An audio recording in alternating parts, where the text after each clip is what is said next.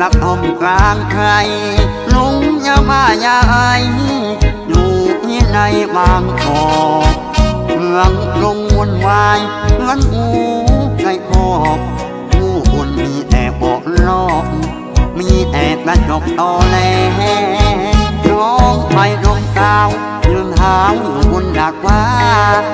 ไม่ได้ลงกาแย่เจ้าลืมหรือไรบอกตรงตั้งมาให้แม่เป็นห่วงเจ้าแท้ตัวไปงอแงในเมืองลง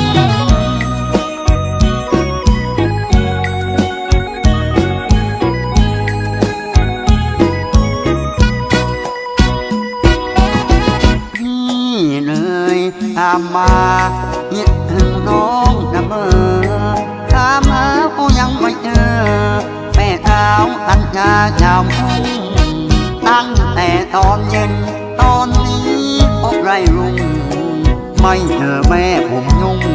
คงไม่ได้หวีหลายวันน้องหวนอันหนึ่งคิดถึงไม้ไผ่มีพันตุกกันทั้งเก่าอาทิตย์แอบไว้ข้างเรือนตัวพ่อจะจับติดมียังเฝ้าคิดตัวเธอจะไม่มา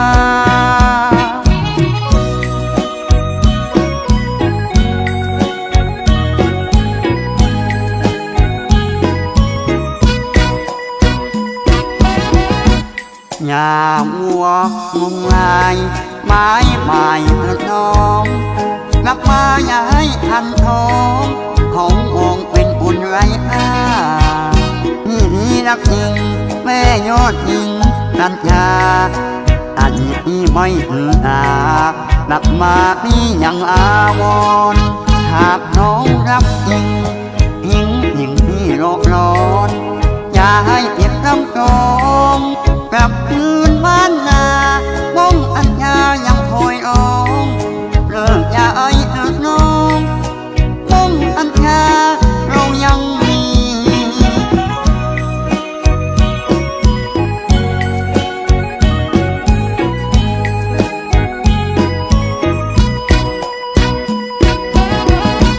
อย่ามัวงมงายไม้ใหม่น้องกลับมาอย่าให้ทันท้องของมองเป็นบุญไรค่านี่รักจริงแม่ยอดหญิงสัญญาอันนี้ไม่ถือตากลับมาพี่ยังอาวรหากน้องรักจริงทิ้งสิ่งที่โลกร้อนอย่าให้ผิดคำตองกลับคืนบ้านนาบ้องอัญญายังคอยร้องเลิกอย่าเอ่ย